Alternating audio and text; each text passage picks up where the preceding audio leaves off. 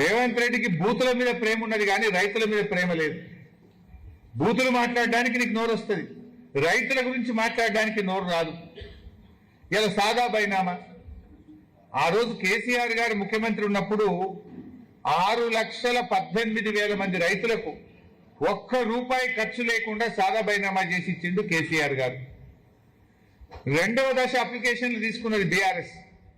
ఇంకా ఎవరైనా మిగిలిపోతే వాళ్ళకు కూడా చేస్తామంటే 8,92,000 మంది రైతులు దరఖాస్తు పెట్టారు.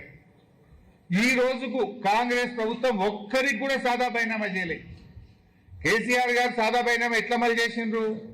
మోక మీద పోయిండు, భూమి కొన్నది నిజమేనా, పక్కనుండే రైతుల్ని అడిగిండ్రు, ఈయన సాగు చేసుకుంటుండా అని అడిగిండ్రు, అది నిజం ఉంటే ఆర్డర్ పాస్ చేసిండ్రు, వాళ్ళకు పాస్బుక్లు ఇచ్చేసినాం, టైటిల్ డీడ్ ఇచ్చేసినాం. కానీ ఇలా కాంగ్రెస్ వచ్చినాక ఆ రోజేమో ఎలక్షన్ల ముందు ఏం చెప్పిండ్రు? మేము గెలవంగానే ఎల్ఆర్ఎస్ ఫ్రీ, సాదా బైనామా ఫ్రీ, మేము గెలవంగానే ఎస్సీ ఎస్టీల భూములకు పట్టాలు ఇస్తాం. ఇప్పుడు ఏం చేస్తుండ్రు? ఎల్ఆర్ఎస్ ఏమో ముక్కు బిండి పేదల దగ్గర డబ్బులు వసూలు చేస్తున్నారు. ఎస్సీ ఎస్టీల భూములకు పట్టాలు ఇస్తామని చెప్పి పట్టాలు ఇస్తలేరు. కానీ ఎస్సీ ఎస్టీల భూములు రేవంత్ రెడ్డి ముఖ్యమంత్రి అయిన తర్వాత 1,00,000 ఎకరాల ఎస్సీ ఎస్టీ భూములను ఇలా ప్రభుత్వం స్వాధీనం చేసుకున్నది. 1,00,000 ఎకరాలు తీసుకున్నారు.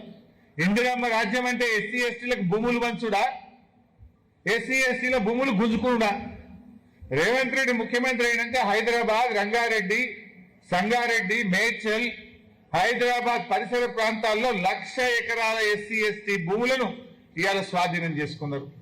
ఎలక్షన్ల ముందేమో పట్టాలు ఇస్తామన్నారు, గెలిచి గద్దెనెక్కినాకనేమో భూములు లాక్కుంటున్నారు మీరు. అట్లనే సాదా బైనామా తప్పకుండా చేస్తామన్నారు. 8,92,000 మంది కేసీఆర్ గారి హయాంలో అప్లికేషన్ పెట్టుకున్నారు సెకండ్ ఫేజ్ లో. ఇవాళ వీళ్ళు వచ్చినాక ఏం చేసిండ్రు? అమ్మినోళ్ళు అఫిడవిట్ ఇవ్వాలన్నట. అమ్మినోళ్ళు అఫిడవిట్ ఇచ్చినాక నీ దగ్గరికి ఎందుకు వస్తారు? సాదా బైనామా గవర్నమెంట్ ఏం చేస్తుంది? అమ్మినోడు ఇస్తలేడు కనుకనే, అది అమలైతలేదు కనుకనే, పాస్బుక్ టైటిల్ డీడ్ లేకపోతే ఎరువులు వస్తలేవు, రైతు బంధు వస్తలేదు కనుకనే, అది అమలైతే మాకింత ఎరువులు దొరుకుతాయి, పాస్బుక్ టైటిల్ డీడ్ వస్తే మాకింత రైతు బంధు పడుతుందని కదా. ఆనాడు బీఆర్ఎస్ హయాంలో కోర్టు కేసు వల్ల సెకండ్ ఫేజ్ మేము చేయలేదు. నువ్వు వచ్చినాక కోర్టు కేసు పోయింది. కానీ నువ్వేం చేసినావు?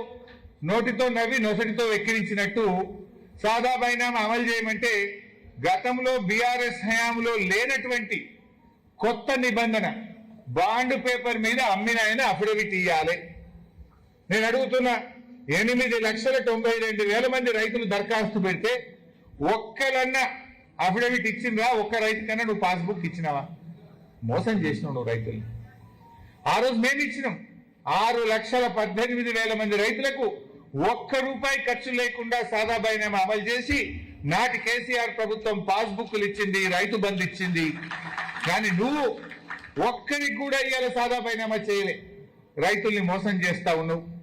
ఎస్సీ ఎస్టీలకు పట్టాలు ఇస్తాను మోసం చేసినావు. ఎల్ఆర్ఎస్ ఫ్రీ అని దగా చేసినావు నువ్వు. ఇవాళ ఇంత పెద్ద స్కామ్ జరిగితే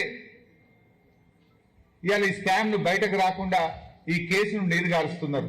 ఎందుకంటే దీని వెనుక అధికార పార్టీ నాయకులు ఉన్నారు. ఉన్నత అధికారుల హస్తంతోనే ఈ స్టాంప్స్ అండ్ రిజిస్ట్రేషన్ డిపార్ట్మెంట్ లో పెద్ద ఎత్తున అవినీతి జరిగింది, ప్రజాధనం కొల్లగొట్టబడ్డది. ఈయన ఈ పేలని బాంబుల మంత్రి నేను ఎన్ఐసితో పెట్టినా, ఎన్ఐసి సాఫ్ట్వేర్ అని చాలా గొప్పలు చెప్పిండు. భూభారతి అనేది ఎన్ఐసి సాఫ్ట్వేర్ మీద. మరి ఎందుకు ఇదంతా అవినీతి జరుగుతుంది? నీ ఎన్ఐసి సాఫ్ట్వేర్ పనిచేస్తలేదా? ఎక్కడ లోపం ఉంది? ఆనాడు ధరణి ఉన్నప్పుడు ఇటువంటి లోపాలు జరగలే. వారం రోజుల్లోగా ఇంటికి పట్టా పాస్ పుస్తకాలు వచ్చినాయి. ఇవాళ కాంగ్రెస్ వచ్చినాక 6 నెలల పాస్బుక్లే వస్తుంది రిజిస్ట్రేషన్ చేసుకున్న వాళ్ళకు. 6-7 నెలల నుంచి ఎవరికి పాస్బుక్ రావడం లేదు. ప్రజలు ఇబ్బంది పెడతా ఉన్నారు పాస్బుక్లు రాక. మరి నాడు కేసీఆర్ గారు ధరణి ఉన్నప్పుడు వారం రోజుల్లో పోస్టులు ఇంటికి వచ్చింది. మీరేం చేస్తుండ్రు? పాస్బుక్లు ఇస్తామని మనిషికి 300 వసూలు చేస్తుండ్రు. రిజిస్ట్రేషన్ అప్పుడే పైసలు తీసుకుంటున్నారు, కానీ పాస్బుక్లు మాత్రం ఇస్తలేరు. ఉల్టా ఇవాళ ప్రభుత్వ ఖజానాకు రావాల్సిన డబ్బులు బ్రోకర్ల చేతికి, కాంగ్రెస్ నాయకుల జేబుల్లోకి పోతుంటే దీన్ని విచారణ చేయరు. అసలైనటువంటి దొంగల్ని పట్టుకోకుండా ఇవాళ కేసును నీరుగారుస్తున్నటువంటి పరిస్థితి ఉన్నది. మరి ఎన్ఐసి సాఫ్ట్వేరు అని గొప్పలు చెప్పిన పొంగులేటి ఇవాళ ఏం చెప్తావు? ఎందుకు నీ భూభారతి ఫెయిల్ అయింది? ఎందుకు ఈ అవినీతి జరుగుతుంది? ఇవాళ పొంగులేటి గారు సమాధానం చెప్పాల్సినటువంటి అవసరం ఉంది. ఎవరో ఆపరేటర్ బసవరాజుని అరెస్ట్ చేసి ఇక కేసు అయిపోయిందంటారు. బసవరాజు వెనుక ఉన్న అధికార పార్టీ నాయకులు ఎవరు, బసవరాజు వెనుక ఉన్న ఉన్నత అధికారులు ఎవరు బయటకు తీయరా? ఇది మళ్ళీ భవిష్యత్తులో జరగకుండా కఠిన చర్యలు తీసుకోరా? బీఆర్ఎస్ నాయకులను మాత్రం అక్రమ కేసులు పెట్టి పడి అరెస్ట్ చేస్తారు. ఈ కేసులో 48 మంది మీద మీరు కేసు పెడితే ఎందుకు 15 మందిని అరెస్ట్ చేసి చేతులు దులుపుకుంటున్నారు? మిగతా వాళ్ళని ఎందుకు వదిలిపెట్టినారు? ఎందుకు లోతైనటువంటి విచారణ జరపడం లేదో ఇవాళ ప్రజలకు సమాధానం చెప్పాలని చెప్పి కూడా నేను డిమాండ్ చేస్తా ఉన్నా.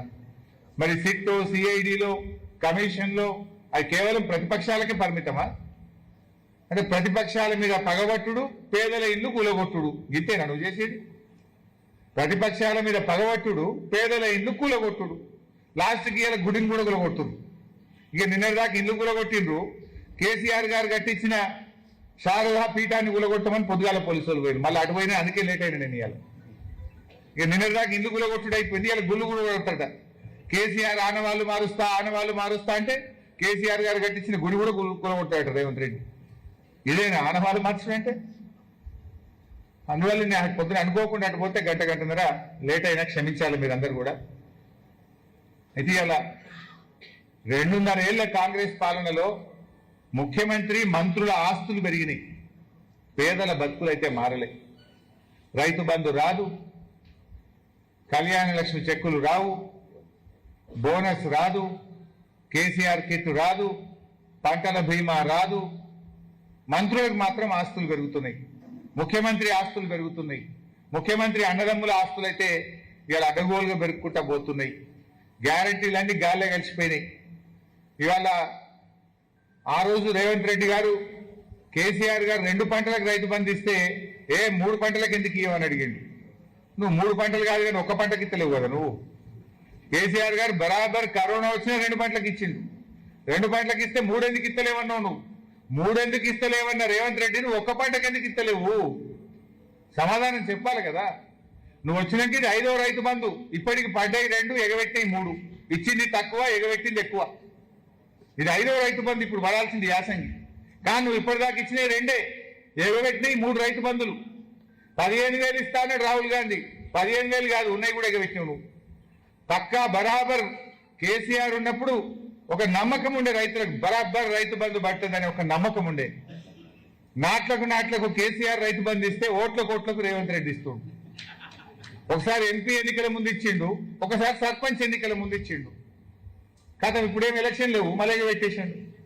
నాట్లకు కేసీఆర్, ఓట్లకు రేవంత్. ఇదేం అంటే మీరు గుర్తు తెచ్చుకోండి. ఎంపీ ఎన్నికల ముందు ఒకసారి పడ్డది, సర్పంచ్ ఎలక్షన్ల ముందు ఒకసారి పడ్డది. ఇప్పుడు యాక్చువల్గా ఎంపీటీసీ, జెడ్పీటీసీ ఎలక్షన్ ఉంటే పడుతుండే, పర్లేదా? ఇవాళ ఈ ప్రభుత్వం వచ్చిన తర్వాత నాగార్జున సాగర్, శ్రీశైలం 2 ప్రాజెక్టులలో అతి తక్కువ నీటి వినియోగం చేస్తా ఉంది రాష్ట్రం. అంటే మన నీళ్లను మనకు దక్కించడంలో కూడా రేవంత్ రెడ్డి, నీళ్ల మంత్రి ఉత్తమ్ కుమార్ రెడ్డి ఫెయిల్ అయిపోయినరు. సాగర్, శ్రీశైలంలో అడ్డగోలుగా ఆంధ్రప్రదేశ్ నీళ్లు మలుపుకుపోతున్నది.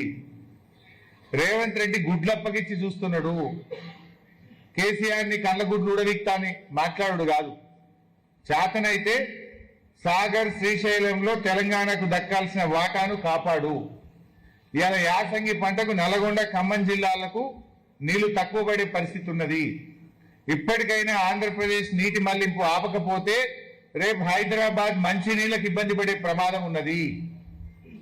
నువ్వు గుడ్లప్పగిచ్చి చూసుడో, గుడ్లుడవీకుడో కాదు రేవంత్ రెడ్డి. అవసరమైతే అపెక్స్ కౌన్సిల్ మీటింగ్ డిమాండ్ చేయి, ఢిల్లీకి పోయి కేంద్ర నీటిపారుదల శాఖ మంత్రి దగ్గర కూర్చొని తెలంగాణ నీటి వాటా కాపాడాలని చెప్పి మేము ఈరోజు డిమాండ్ చేస్తా ఉన్నాం. ఇవాళ రేవంత్ రెడ్డి వచ్చిన తర్వాత ధరలు పెంచుడు ఎక్కువైపోయింది. ఇవాళ పేదవాడు ఇల్లు కడదామంటే ఇసుక ధర రెట్టింపు అయిపోయింది. అసలు ఇసుక దొరకలేదు. 2 వీలర్లు, మోటార్ సైకిల్ రైతు మోటార్ సైకిల్ కొనుక్కుంటే ఇప్పుడు 10,000 ఫీజు పెంచిండు. మోటార్ సైకిళ్ల మీద 10,000 ట్యాక్స్ పెంచిండు రేవంత్ రెడ్డి. ఆటోల మీద, మోటార్ సైకిళ్ల మీద, గూడ్స్ బండ్ల మీద పన్నులు పెంచి ఇవాళ పేదలు, రైతులు, విద్యార్థులు, యువకులను ఇబ్బంది పెడుతున్నటువంటి పరిస్థితి. ఆర్టీసీ బస్ ఛార్జీలు డబుల్ చేసిండు మగోళ్ళకు, ఆడోళ్ళకు ఫ్రీ అన్నాడు, మగోళ్ళకు డబుల్ టికెట్ కొడుతుండు. ఆర్టీసీ బస్ ఛార్జీలు పెంచినవు, ఇసుక ధర పెంచినవు, మోటార్ సైకిళ్ల మీద ట్యాక్స్ పెంచినవు, మద్యం ధరలు పెంచినవు. ధరలు పెంచుడే తప్ప పేదలకు ఇచ్చు లేదు. ధరలు పెంచుడు, కమిషన్లు దంచుడు, పేదోళ్ళకి ఎగ్గొట్టుడు. అన్ని పథకాలు ఆగం పెట్టిండు ఒకటొకటి. ఇందిరమ్మ ఆత్మీయ భరోసా అన్నావు, బడ్జెట్లో పెట్టిండు బట్టి గారు, కాంగ్రెస్ వాళ్ళంతా బలలు కొట్టిర్రు. ఒక్కరికైనా పడ్డదా ఇందిరమ్మ ఆత్మీయ భరోసా? వ్యవసాయ కూలీలకు సంవత్సరానికి 12,000 ఇస్తామన్నారు. ఎందుకు బంద్ అయింది ఇందిరమ్మ ఆత్మీయ భరోసా? ఎందుకు అటకెక్కింది? రాజీవ్ యువ వికాసం ఎందుకు అటకెక్కింది? 2.5 ఏళ్లైనా ఒక్క యువకుడి కన్నా ఉద్యోగాలు ఇచ్చింది లేదు. రాజీవ్ యువ వికాసం కింద సాయం చేసింది లేదు. మాటల్లోనే రాజీవ్ యువ వికాసం, మాటల్లోనే ఇందిరమ్మ ఆత్మీయ భరోసా, మాటల్లోనే రైతు బంధు, చేతలకు వచ్చే వరకు మొండి చెయ్యి అయిపోయింది. హస్తం గుర్తు కాస్త మొండి చెయ్యి అయిపోయింది. సో వెంటనే ఇవి అమలు చేయాలని చెప్పి కూడా డిమాండ్ చేస్తూ, తెలంగాణ నీటి హక్కులను కాపాడాలని కూడా డిమాండ్ చేస్తూ, ముఖ్యంగా ఈ రెవెన్యూలో జరిగినటువంటి కుంభకోణంలో సిట్టు వేసి మొత్తం పూర్వాపరాలు బయటకు తీయాలని, దీని మీద ప్రభుత్వం ఒక శ్వేతపత్రాన్ని విడుదల చేయాలని చెప్పి కూడా డిమాండ్ చేస్తున్నాం. దీన్ని ఇంతటితో వదలం. రేపటి అసెంబ్లీ సమావేశాల్లో కూడా ఈ అంశం మీద గట్టిగా లేవనెత్తుతాం. తప్పు మీది రైతులకు నోటీసులు ఇస్తున్నారు. రైతులకు ఎట్లా నోటీసులు ఇస్తారు? ఈ నోటీసులన్నీ వాపసు తీసుకోవాలని. ఎందుకంటే రైతు డబ్బు కట్టిండు కనుకనే రిజిస్ట్రేషన్ చేసిండ్రు. మీ తప్పు మీదైతే శాపం రైతులకు ఎందుకు? పాపం మీది, శాపం రైతులక? ఈ నోటీసులు, రైతులకు ఇచ్చిన నోటీసులను ఉపసంహరించుకోవాలని, తక్షణమే రైతులకు పూర్తి హక్కులు కల్పించాలని, ఎవరైతే డబ్బులు తిన్నాడో వాళ్ళ దగ్గర కక్కించి అది ప్రభుత్వ ఖజానాకు జమ చేయాలని చెప్పి డిమాండ్ చేస్తున్నాం.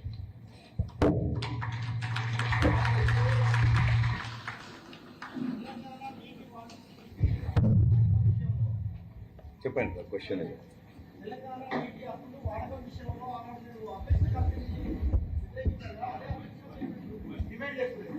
అపెక్స్ కమిటీలో రేజ్ చేసి అడిగినాం, మేము హక్కులు కాపాడినాం. అపెక్స్ కౌన్సిల్ మీటింగ్ 2 సార్లు పెట్టించి తెలంగాణ నీటి హక్కులను కాపాడింది బీఆర్ఎస్, హక్కులను కాలరాస్తున్నది కాంగ్రెస్. కృష్ణా నదీ జలాలలో బీఆర్ఎస్ ఉన్న 10 ఏళ్లలో మన వాటా కంటే ఎక్కువ మేము వాడినాం. కాంగ్రెస్ ప్రభుత్వం గత 12 ఏళ్ల నీటి వినియోగం చూస్తే ever lowest utilization in Krishna river. దీని మీద అసెంబ్లీలో చర్చ పెట్టండి, ఆధారాలతో సహా నేను చూపించడానికి సిద్ధం.